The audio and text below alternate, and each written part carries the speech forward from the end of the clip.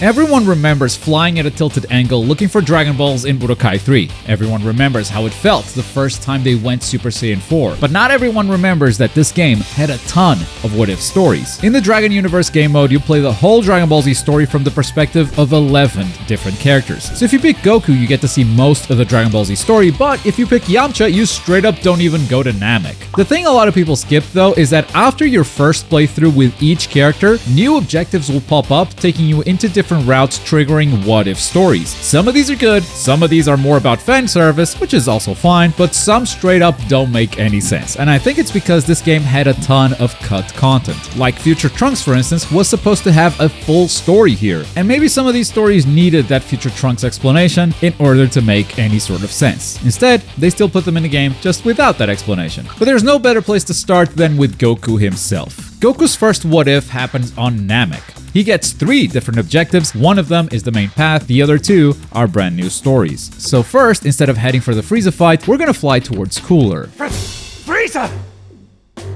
Ah, I thought the distress call was a mistake. Now I see why my brother had to make it. But I assure you, my brother's weakness is not a trait I share. Frieza called for help instead of trying to defeat Goku himself, so now we must battle against Cooler. So far so good. What I didn't expect was that immediately after beating Cooler, he becomes Metal Cooler. Like, it's been 5 minutes bro, how'd you do it? This is definitely one of those more fan servicey ones where the plot wasn't really a priority, and you can tell by the way they wrap it up. No! Impossible! This time, it's finally over. The end. The other story on Namek is much more interesting. If you go to Frieza's ship's location, you will find the whole ship has been destroyed. At last, Kakarot, I have become a Super Saiyan. I defeated Frieza in an instant. My power is now superior to yours in every way. Fight me, Kakarot. Vegeta!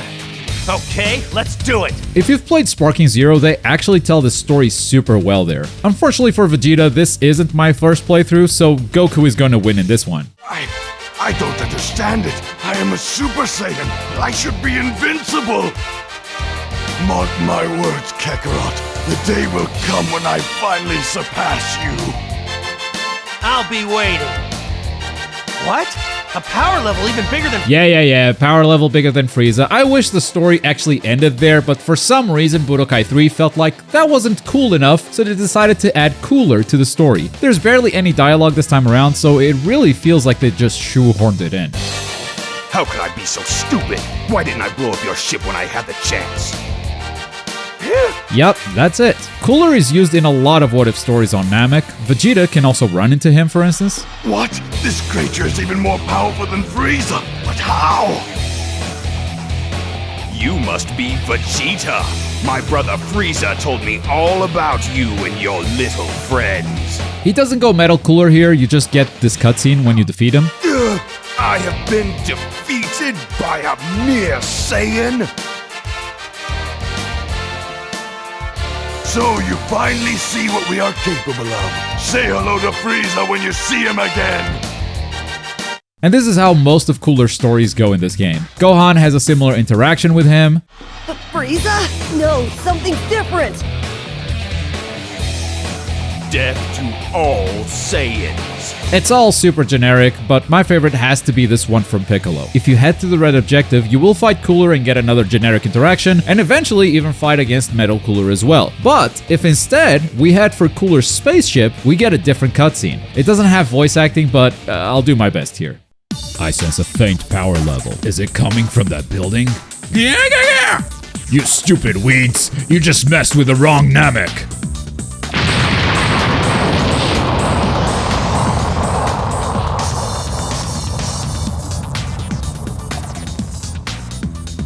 I think the Cybermen blew him up along with the ship, and that's pretty funny. But let's get back to Goku. During the Buu Saga, we got 2 objectives once again. If we pick the right one, we get a new interaction with the Supreme Kai.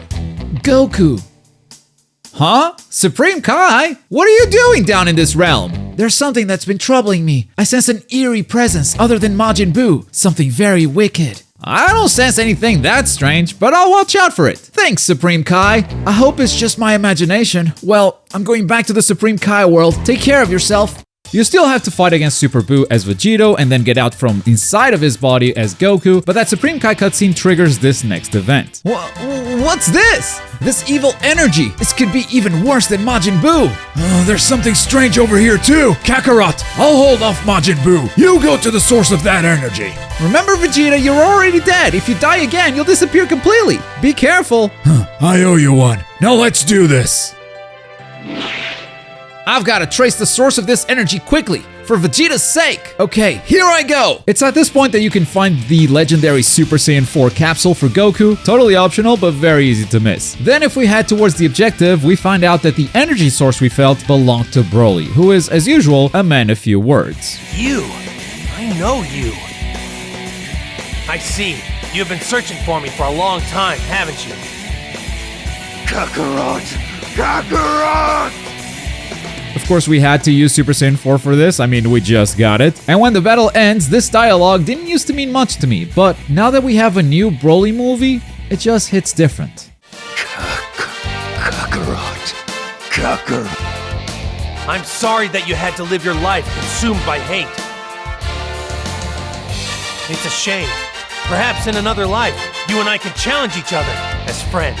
It happened, bro. Broly's a friend now. And that is Goku's What If Stories. There's a bit more that happens afterwards, but it's not as interesting or original maybe. Goku gets a letter from Goten and Trunks challenging him and Vegeta to a fusion duel at the World Martial Arts Tournament, which obviously Gogeta wins. It was just Budokai's way of unlocking the Gogeta fusion capsule for you. And by going into West City and finding a broken Dragon radar, you trigger the Omega Shenron story, which won't tell you anything that Dragon Ball GT didn't already. So it's hard to call this one a what-if story. Vegeta actually has a very similar story in the Buu saga. After they get out of Buu's body, Goku immediately senses another power level and he tells Vegeta to go after it, while Goku deals with Kid Buu. Yeah, Goku is gonna solo Kid Buu at this point. Well, it's not like Vegeta doesn't have his work cut out for him either. What the? He's a Saiyan! I thought we were the only ones left!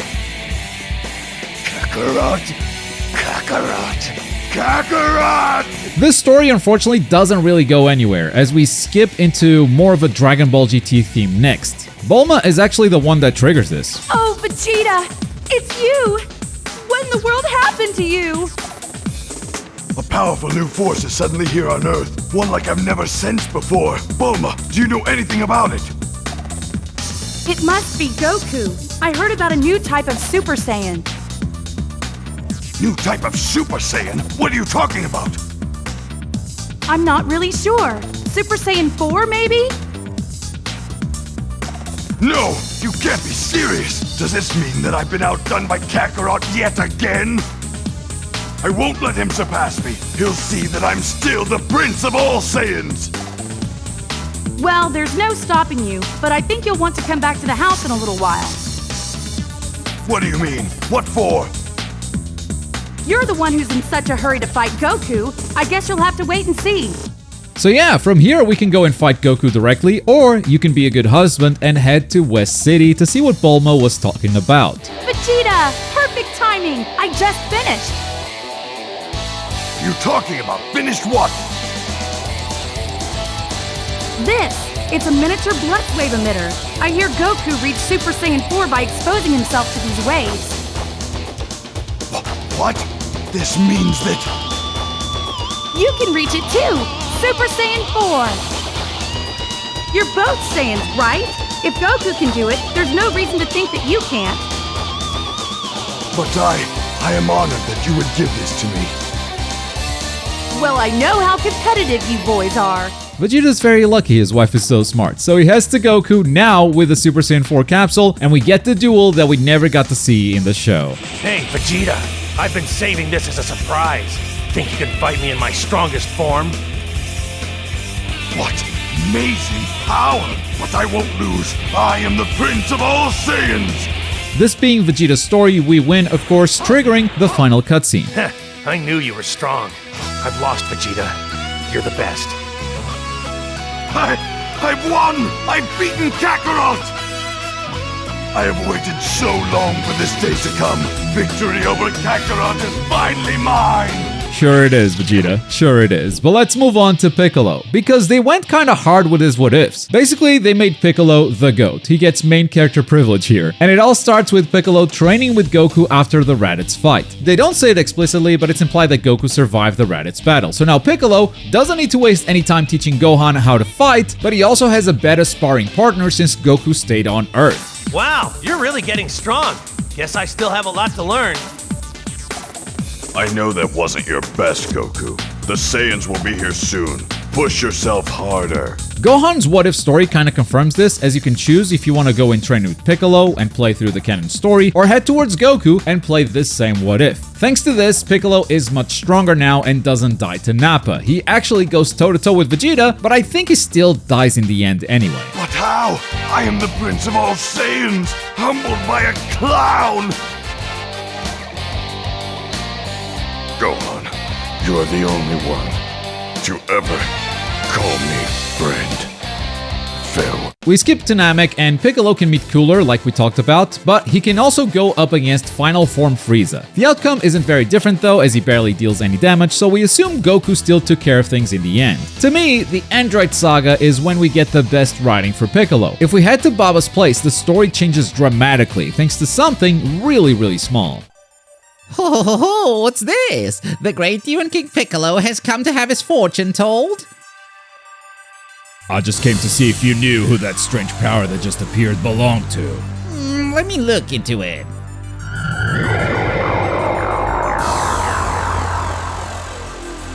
What's this? Hurry! You have to stop this monster fast! Quickly, there's no time! Basically, instead of Cell being able to absorb a bunch of humans, slowly powering himself up, Baba reveals his location to Piccolo immediately, and finding him this early changes things. Answer me.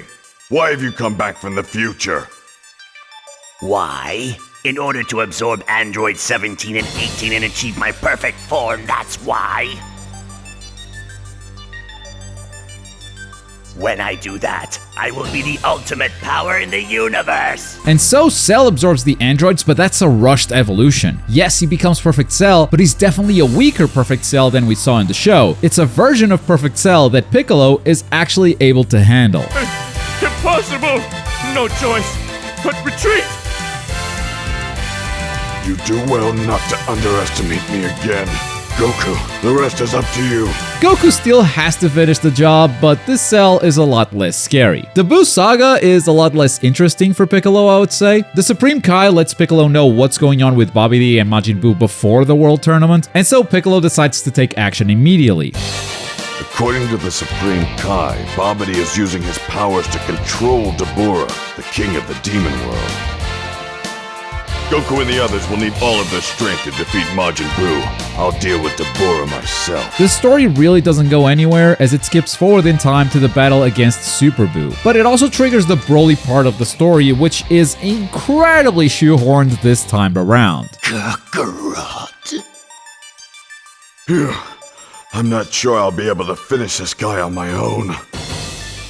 And considering he keeps on mumbling Goku's name, maybe I should leave the rest to him. Yeah, we don't get to understand Broly's story until we play it from his perspective. But basically, Broly's presence here mimics the plot of the movie The Second Coming. So when you play as Broly, you beat Videl and then Trunks and then Goten, and by the end of it, you lose to Gohan. So what if we take a look at Gohan next and see if the Broly what if story makes sense from his side? Spoiler alert, it won't. To enable this what-if story, you gotta find Vegeta in this random spot. Basically, Gohan practices against Vegeta before the World Tournament. Then when he goes Majin, you also have to fight him before he goes to Goku. Unfortunately, that doesn't seem to tie in narratively to this what-if story at all. Just feels like a couple of disconnected events that felt like was leading somewhere, but ends up not doing that. That said, after defeating Majin Vegeta, we do learn that there's someone else out there. Finally, full power! Majin Buu has reached full power! Oh no! And now I'm sensing another terrible power too! We know it's Broly at this point, but he had an interesting effect on Majin Buu's revival. When Babidi revived Majin Buu, we didn't get the Fat Buu version, he went straight to Kid Buu, and that was thanks to the evil presence of Broly in this world. Gohan is actually able to defeat Kid Buu, they don't explain why, but I think it's because I'm a god gamer. So all that's left is Broly. Who is this guy? Don't tell me. He's that Super Saiyan Trunks was talking about. Kakarot! Kakarot! Now, when I heard this, I was mad confused, because Trunks didn't tell me anything. But now that I know this is based on the Second Coming, Broly does run into Trunks first, so I could kinda see it. Except when you play this same moment from Broly's perspective, Gohan says this. Could this be the legendary Super Saiyan the future Trunks warned us about? Kakarot! Future Trunks changes things, because Future Trunks is not in the Second Coming movie. And this is what I meant by the what-if stories not making any sense. A lot of these what-if stories end in Broly, and Broly's supposed to be here from the future apparently. I believe Future Trunks was going to have a story in this Dragon Universe mode, but that ended up being cut for some reason, probably time or budget. My guess is that this story would explain Broly's presence here in the Buu saga beyond just a recreation of the Second Coming movie. But since it got cut, none of that gets explained, and we're left with a Broly integration that feels like it falls out of nowhere. Anyway, Gohan's story ends with Broly escaping, so even that doesn't have a satisfying ending. Kakarot! He escaped, but maybe that's a good thing. I'm not sure I could finish him off by myself. Let's take a look at Broly's story. Yeah, Future Trunks got cut, but we have a Broly story. Decisions were definitely made. As I mentioned before, Broly mostly follows the plot of the second movie. So even if you beat Gohan in the game, you immediately lose the fight in the cutscene after. Gohan, use every ounce of power that you have. Father? Okay. Kamehameha!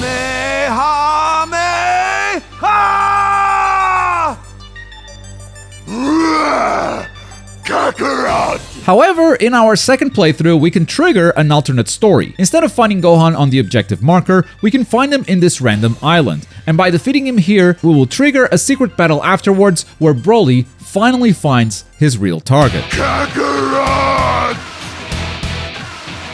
You defeated Gohan and the others? I don't know who you are, but now you're going to pay! Goku doesn't know who he is. What are we talking about? If this was the Second Coming, this would be the second time Goku has seen Broly. The more I look into Broly, the less sense it makes. Maybe the Future Trunks story would explain it all, maybe some of that made it into Shin Budokai 2, who knows. But this time, Broly finally wins for real, he doesn't lose in the cutscene. It's no good. I can't beat you. Everyone, I'm sorry. Kakarot! Honestly, let's just move away from Broly. Let's take a look at Oob. Most of Oob's story is completely made up for this game, as the first mission is the tournament fight against Goku. So everything that happens beyond that is brand new. But the writing isn't really that interesting, as most of it is about training Oob to become Goku's successor. As part of that training, Goku sends Oob to train with Buu. Excuse me, are you Mr. Buu? Goku sent me to train with you, if that's okay. Who are you? Boo's head feels funny. I'd say this is less of a cool what-if story though, and more of a cool what-if interaction. He's very strong, but for some reason, I felt like I knew him already. Why?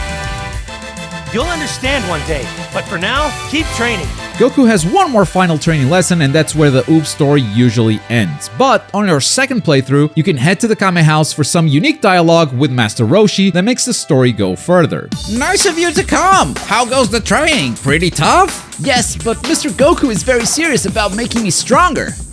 Really? In one sense, you are Goku's successor after all. It will probably be your job to protect the Earth from now on. That's why he wants you to become even stronger. Do your best to make sure you live up to his expectations. Because of that moment, after we train with Goku, Omega Shenron spawns, and Oob is the only one that can stop him. You're just a kid. What are you doing here? Goku has entrusted me with the fate of the Earth. I will defeat you. I don't know how, but yeah, Oob actually wins this one. Impossible. Me? Defeated by a child? Goku, I did it! But you know what? I think this victory isn't even as ridiculous as the next one. Let's talk about Krillin. Usually, Krillin's story ends after he dies on Namek. For some reason, they didn't make any of the Android Saga stuff a part of his normal story. But if you find Ginyu in a frog's body on Namek before fighting against Frieza, that unlocks the Android Saga for Krillin. Talk about a butterfly effect. Now, as far as I know, the events of the Cell Saga are unchanged, except Krillin gets extra mad when Cell absorbs Android 18. Why you? You monster! You absorbed 18! What are you going to do about it? Come on! What a great question. What are you gonna do about it, Krillin? He actually wins.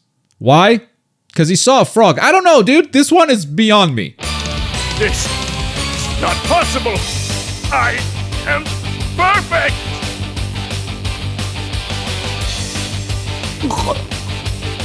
He spat out 18. I'll save her. Goku, you do the rest. Just wait. I'll ask the dragon to turn you into a normal human. Then I'll wish 17 back to life. That way, you two will be happy together. You idiot! 17 is my twin brother.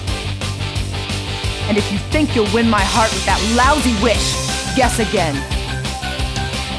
That's how it ends. I guess Krillin won because of the power of love. This one's just insulting, like, no shot. They didn't even try to justify it. But I've got one more story for you, and I think I've left the best for last. Let's talk about Yamcha. I remember Yamcha being the funniest character in Dragon Universe. Since this only follows the story from the character's perspective, you basically start the game, die to a Cyberman, and then you're fighting against Dr. Gero. That's Yamcha's vision of these events. He didn't go to Namek, he didn't fight against Cell, it was just Cyberman, Gero, done. Dragon Ball Z is over. Now, this game's developers thought that 2 battles was a bit too short, and so they decided to cut the Future Trunks story. But for Yamcha, they made up a small plot during the Buu saga, years after Majin Buu has been defeated. Yamcha decides to enter a martial arts tournament. None of the big Z fighters decide to enter it, so the finals is Yamcha versus Tien. You can also play this battle from Tien's side if you play his story, and the winner is whatever character you are playing as. Nothing too interesting there, but Yamcha actually has an alternate story that starts in the Android saga. Instead of fighting against Dr. Gero right away, if you do some exploration with Yamcha, you will run into a bunch of characters that found out Bulma actually dumped him. They mostly try to console him and be cool about it, but Yamcha is really upset that everyone knows this secret, especially since Bulma promised she wouldn't tell anyone. If you successfully find every cutscene, you get an extra one that looks like this. When I add up all the clues, there's really only one person it could be. It's gotta be Vegeta. Obviously, he knows that Bulma and I broke up. And Chi-Chi said she was scared, which makes perfect sense considering Vegeta's temper. Okay, I'm gonna find Vegeta. It's payback time. Well, I guess it's not gonna happen. Maybe I should be the bigger man and forgive him.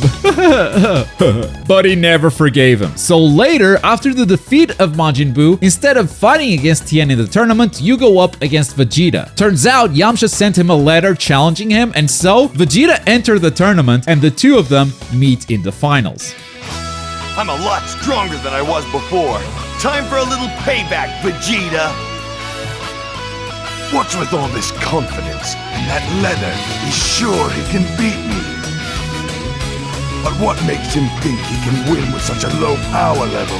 I wasn't sure how this story was gonna conclude. On one hand, Dragon Ball loves to clown on Yamcha and make him always the loser. On the other, I'm the one playing as Yamcha here, doing his secret ending. So the game might give Yamcha the victory here just because he's the one that the player is controlling. And I think I accidentally won this fight the way I was meant to, with a ring out. Impossible! The Prince of All Saiyans defeated by a mere Earthling? There's more than one way to win a tournament. Better luck next time. I won't forget this. You'll see. A rare Yamcha dub, but those are the what if stories in Budokai 3. Which one was your favorite? Let me know in the comments, and don't forget to subscribe. This was the 3rd video we've made on what if stories in Dragon Ball games, and I know y'all can't wait to see what I think of Supersonic Warriors. I promise that we'll get to it at some point, so if you don't want to miss it, hit the subscribe button. But as always, thank you very much for watching. My name is Globku, and I'll see you next time. Bye.